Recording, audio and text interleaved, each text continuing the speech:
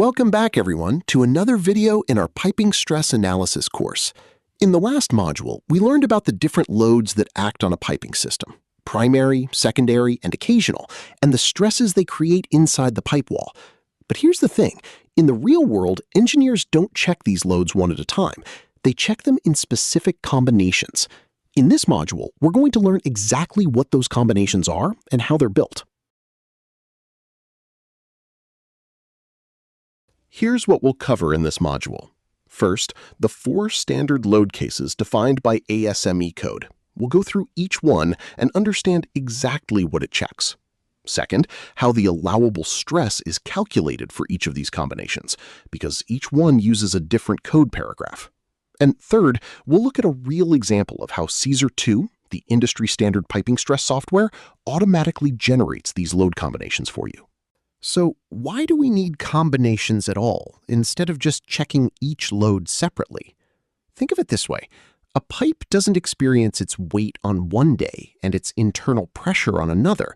It experiences all of these things at the same time, and in different mixes depending on what condition the system is in. A pipe under test pressure behaves differently than a pipe that's hot and running, which behaves differently again during a rare event like an earthquake.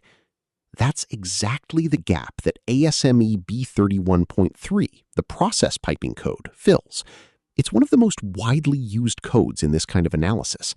It tells engineers precisely which loads to combine together for each realistic scenario and which code paragraph to use to calculate the allowable stress for that specific combination. All of these combinations can be summarized in a simple table, which is exactly what we're going to build together over the next few slides.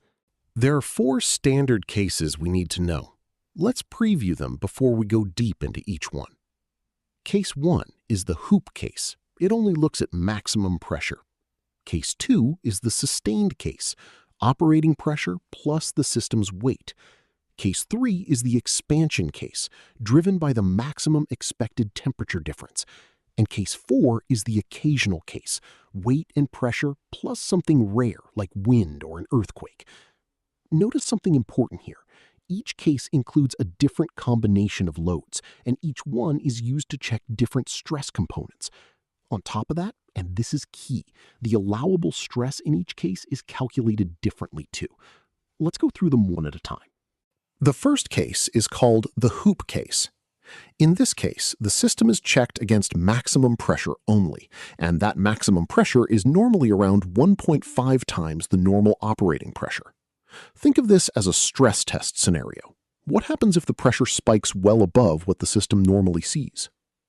The only stress component checked in this case is hoop stress. Remember from Module 2, that's the stress wrapping around the pipe's circumference, like the metal hoops on a wooden barrel trying to split the pipe into 2 halves. This combination falls under the primary load category, since it's driven directly by pressure, a force, not a displacement. And the allowable stress for this specific combination comes from ASME code, paragraph 304.1.2. The second case is called the sustained case, and this is the one that reflects everyday, steady-state operation. Here, the system is checked against the normal operating pressure, not the inflated 1.5x figure from the hoop case, in addition to the system's weight. This is meant to represent the loads that are sustained continuously for as long as the system runs. The stress components checked in this case are longitudinal stress and shear stress. Again, this combination falls under the primary load category, since both pressure and weight are force-driven loads. The allowable stress for the sustained case comes from ASME code paragraph 302.3.5. The third case is called the expansion case, and this is where secondary loads come into the picture. In this case, the system is checked against the maximum expected temperature difference. In other words, how much the pipe heats up from its cold installed condition to its hottest operating condition. Just like in the sustained case, the stress components checked here are longitudinal and shear stress. But notice the category is different. This combination falls under the secondary load category because it's driven by thermal displacement, not by a direct force.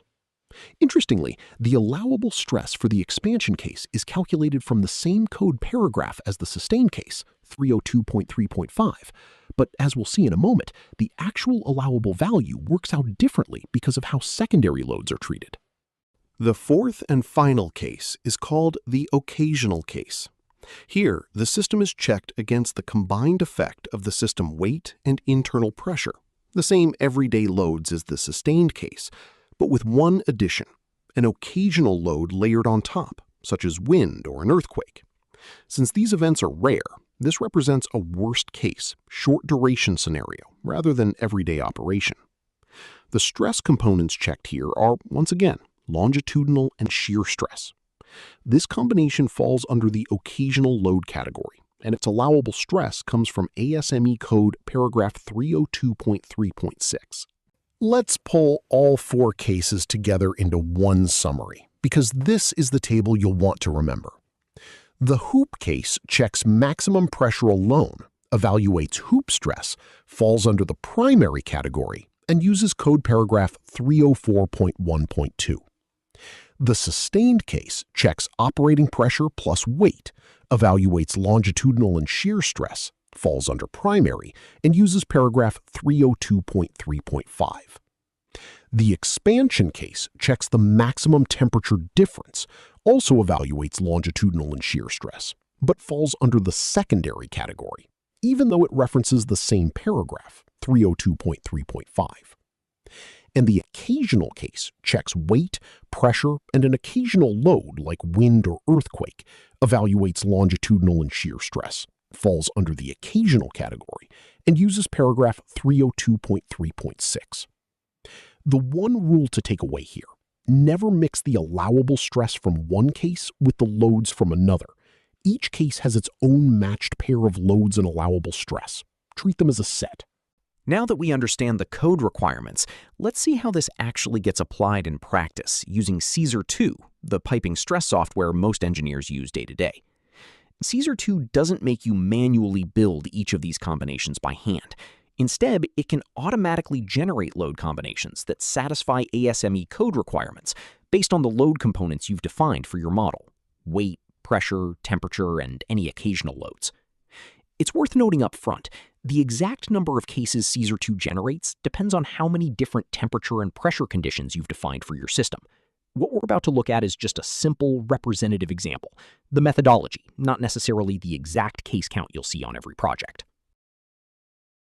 Here's a sample of what Caesar 2 might auto-generate, as one example among many possible setups. Case L1 is the hydro test case, which consists of weight plus hydrostatic pressure. This represents the pressure test the system undergoes before it ever goes into service. Case L2 is the operating case, which consists of weight, operating pressure, and the temperature difference. Now, here's an important detail.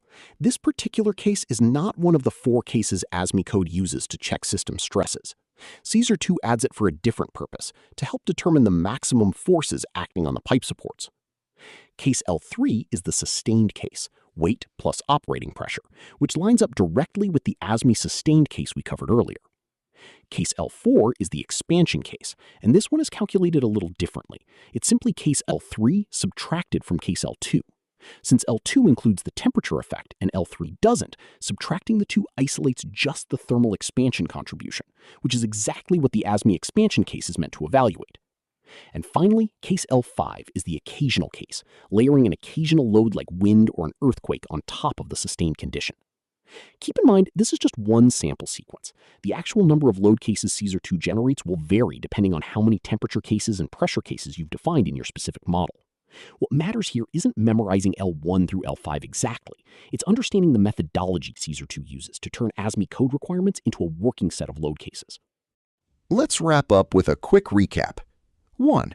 ASME B31.3 defines four standard load combinations: hoop, sustained, expansion, and occasional, each representing a different real-world scenario a pipe might face.